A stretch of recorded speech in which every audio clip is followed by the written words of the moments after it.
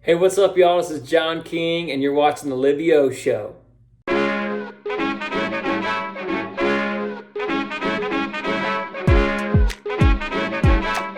How did she do it? Do it. Do it. Do it. Libby, oh, Libby, oh, Libby, 3, oh, 2, Libby. 1. It's the Livio Show.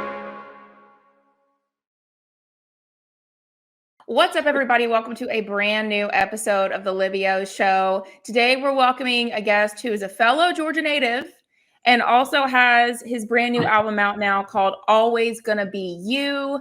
He's been featured on the NFL, and he's a Georgia Dogs fan, and we're going to talk about that interview as well. Welcome, John King, to the Livio Show. How are you? Thank you for having me, Livio. This is awesome, and we were just catching up before the show, but I didn't know that you were a Georgia native yourself, so always a pleasure to talk with a fellow Georgian.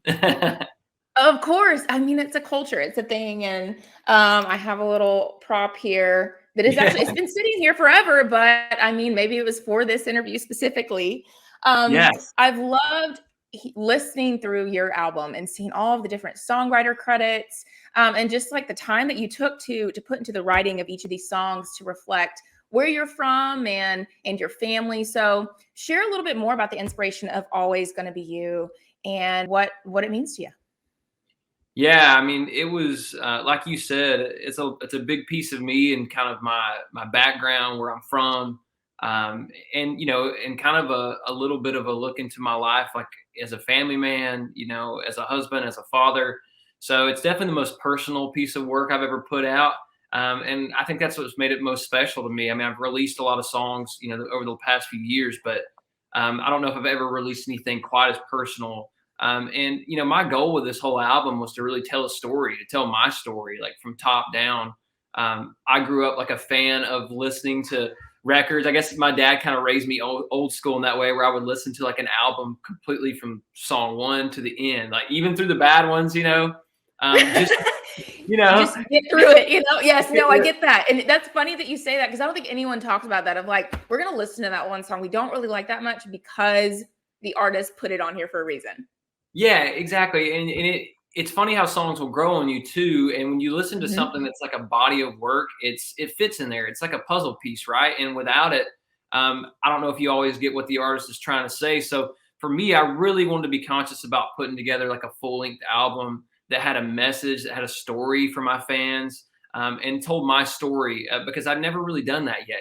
I've put songs out that have been true to me, but I've never really gotten to like chronologically tell my story, like from growing up, in small town Georgia, to meeting my wife, like high school sweethearts, going to Georgia, like going into this relationship, moving to Nashville, taking this big step together, and all the way up to getting married and having our baby girl. Like, so it was really fun to kind of like open the window up, to myself a little bit and let people see inside. And but it's also like very vulnerable situation to be in, because as it's like you're kind of putting yourself out there, for better or worse. But so far, it's been nothing but like positive feedback, and I'm really glad and really happy with how the project turned out.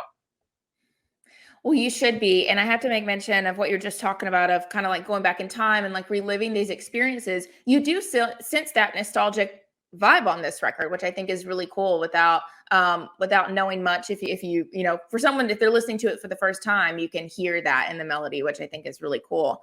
The song Try Saying Goodbye is one of my favorites. Such a great groove to it. And I love the story of how it was written, with your writers. It just kind of exemplifies what it means to go into a writing session and actually connect with your writers on a personal level, and then just let a song come to be in that moment. Yeah, I mean, that one to me, I always say, like, to me, that song kind of changed my whole perspective on what I wanted to say as an artist. Because up until I'd put that song out, I'd released a lot of songs, but nothing that was quite as just cold, hard truth. Mm-hmm. And that song is about a tough situation. It's about losing somebody you love, in a relationship. And I think we've all been there at some point or the other. And for me, it was like, that was such a true right, because when we were having that discussion before we started writing the song, one of our co-writers, Jamie Paulin, he had been in a similar situation, And he just said that line very organically. He was like, man, if you think saying sorry is hard, try saying goodbye. And it was like, dang, that's like so true, how pride can get in the way, how we can let, things interfere with what's most important, which is the people around us that we really love. And so, yeah, that song really opened my eyes to the fact that, like, man, country fans especially, just want to hear honest music. For better or worse, sad song, happy song, party song, whatever it is, like just honest music. And you don't have to always like sugarcoat things. You don't always have to fit into some kind of formula for, whatever it might be. It's just put yourself out there and say what you're trying to say. And so that song opened my eyes to that and was really an inspiration for this whole record. Like that was what I shot for on every song, even though, obviously Better Man and other songs on this record are way different than Try Saying Goodbye. I just wanted to really be honest and try not to overthink it too much. Talk about Easy and All I Can Do. All I Can Do is most recent. And I freaking love that song. It's awesome. Thank you. It's so this album is just easy listening to me. And that's always like, okay, I can remember this. Like I'll remember to go and find like what song to listen to when I need like that easy listening post. Good. So. That's, to me, I try not to make it rocket science. Like, man, I'm a fan of good songs. Like I grew up loving just songs that feel good to put on the radio when you're in your car. And I wanted every song to like, whether it was like an emotional song, like Till It Changes Your Mind, or just a fun one, like Easy, or like you said, All I Can Do. Like, I just wanted it to feel good to the listener and be something that people could have like a little 3-minute escape, when they're listening to it. I think that's what we kind of all need. I mean, in today's world, like we have enough stuff going on around us. Like our songs are just a way to kind of get away for a second. So I always try to keep that in mind, like when I'm writing, when I'm putting stuff out. But yeah, Easy is one of my favorites. Like that one's been out for, a couple years now, but I really wanted to include it in this album because I just felt like it fit in there. Like we talked about putting like this puzzle together. That's what it was. Like in order to tell the story properly, like I kind of had to have that song in there about like that first time romance, like, meeting my wife. Like it was like that exciting stage of, getting to know each other. And Easy's just a fun song. The fans have reacted so well to that one. It's just fun to sing along to. It's fun to sing live. Like I love singing that one live, but and then All I Can Do is just kind of like your windows down in the car, like feel good. Fall, it's 70 degrees in Nashville. Like, It's like this in Nashville. Like one day we wake up, like it's going to be warm. And then you walk outside and you're like, no, it's not. And then it's always the opposite. So we never know what we're going to get over here. You never know, man. Yeah. The weather, you just never know up here. But yeah, like today I'm looking out, it's just beautiful. And it's an All I Can Do kind of song day. And it's really interesting to me. Like, it's funny as a songwriter too, you get influenced by things like that. I don't think you really realize it when you're writing. It can be something as simple as just like how you're feeling that day on the ride in to a write, and like it can put you in a mood. And that's that day we wrote All I Can Do. It was just a beautiful day, and I thought, let's just write a windows down song, Love to hear it. Love to hear it. Are there any songs from any other artists that you're a huge fan of that has inspired you to keep this trait a part of your writing as well? The easy listening, not making it too complicated type of storytelling. I mean, yeah, as a Georgia boy, growing up, I was a really big fan of Alan Jackson. I think he's kind of like one of the best examples of a country artist that like, he always says something in his songs, but at the same time, you also want to sing along to those songs and they just feel good. I think about how deep of a songwriter he can be, an artist songwriter. He wrote Drive, which is like amazing, now having a daughter, like a song like that. But also he can do like It's 5 O'Clock Somewhere and make you just like want to sing along. So to me as an artist, like I like the ability to be able to like expand, and do both worlds. I mean, even like Eric Church, like look at Eric Church. He's been a huge influence to me. I mean, he can do a song, he can do a song that's super, super deep and makes you think, but then he can do Drink in My Hand. And it's like, okay, well, I think it's really important to be able to kind of ride both sides of the line as an artist. Absolutely. One quick story about the song Drive. So how old are you? So I'm 32. Yeah. So okay. So you were like we were around the same age when that song came out. Yeah. So my parents live in the middle of nowhere, like South Augusta, and my dad used to take us on rides in his green Chevy, which he doesn't have anymore. He had it for like almost since last year. So it would take us around his take us around our property and we would listen to Alan Jackson. So like that just brought back a memory for me as a kid listening to 90s Alan.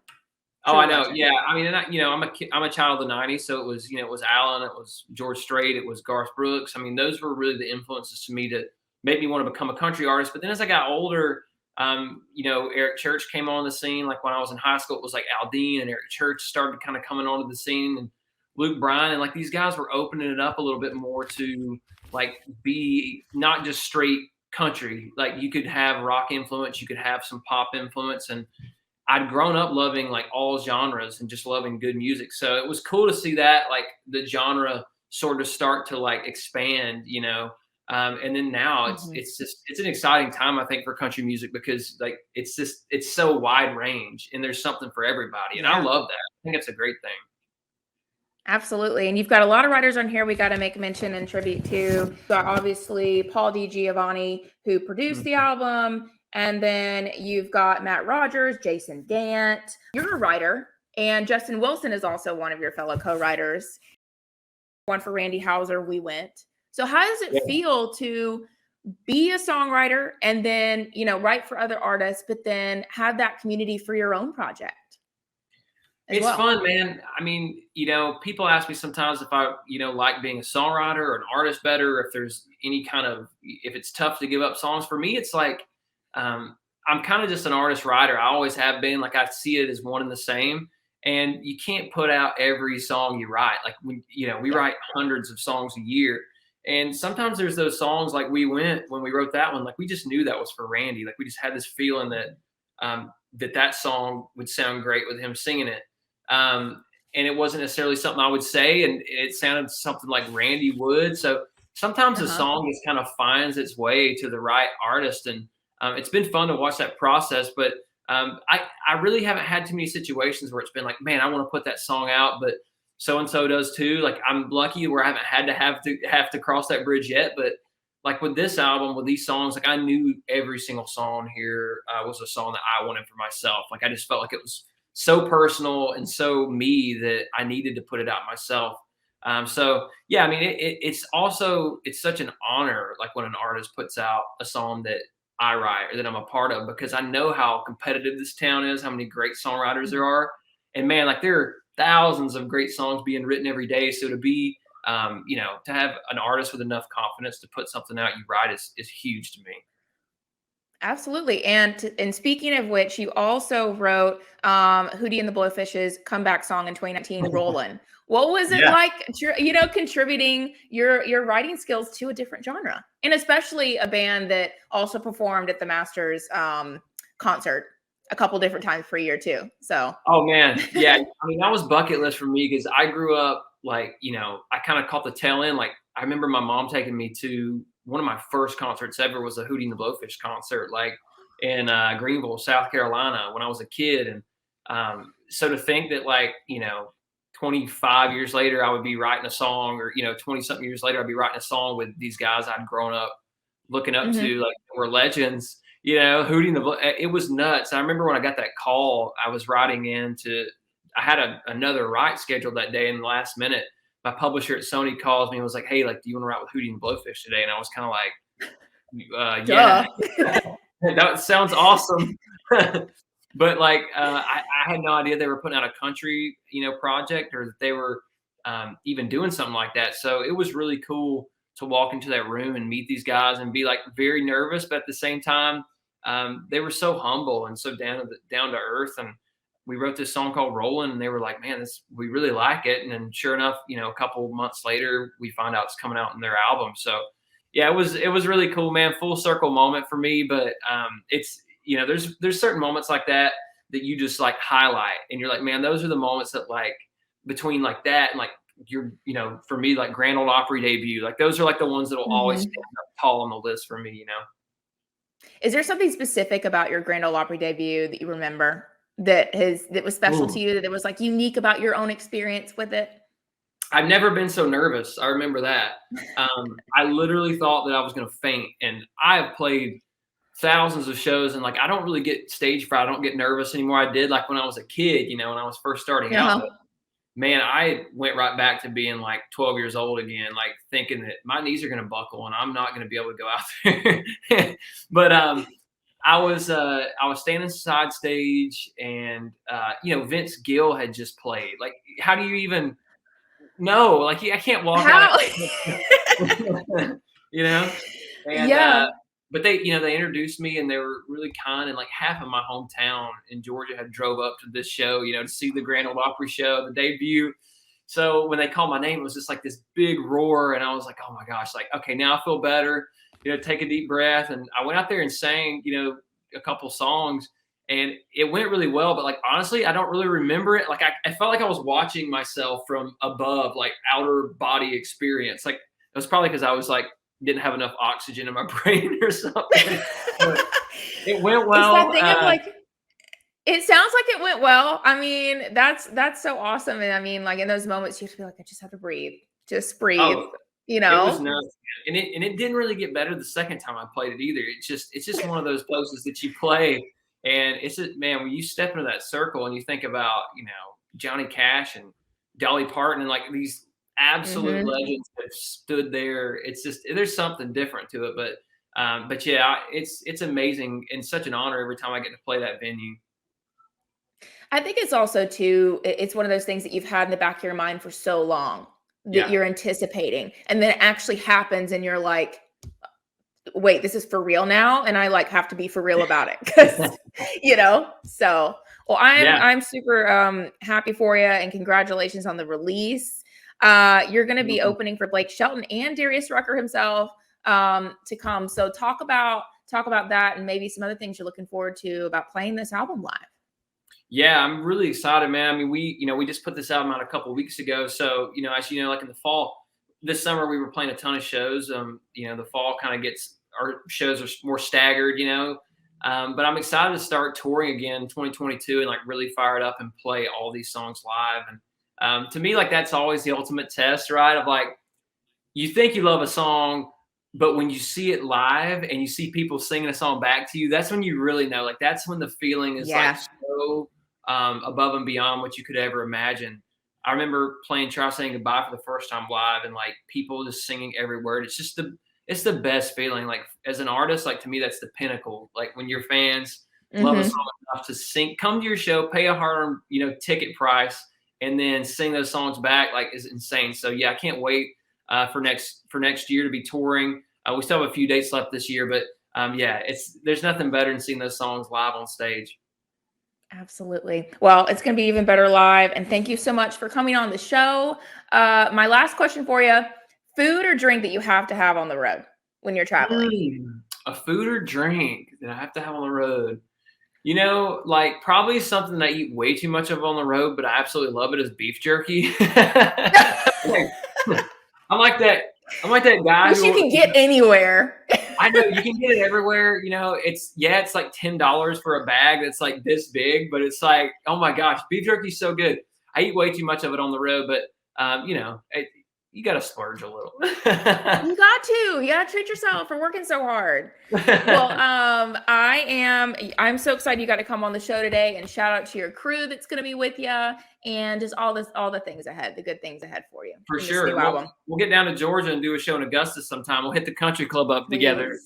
Or the Imperial Theater. That's right. Yes. Augusta's nice now, man. I would love that. But Georgia still, man, like, it's one of those places we hit, 3-4 times a year. And try to get down there. The fans are just so loyal and great there. But yeah, I would love that. Until then, though, go Dogs, go Braves. Shout out to them all. They're doing great. Like we said before, they're doing great this season. So yes. Thank you. Well, thank you so much, John. Yes. Hope you have a great rest of your week. You too. You're the best. Thank you. Thank you.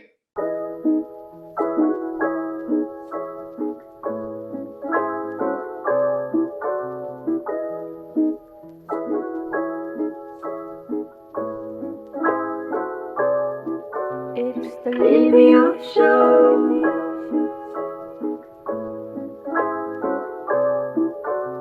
The Livio Show.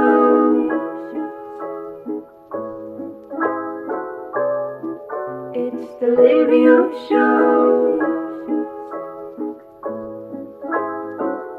It's the Livio Show.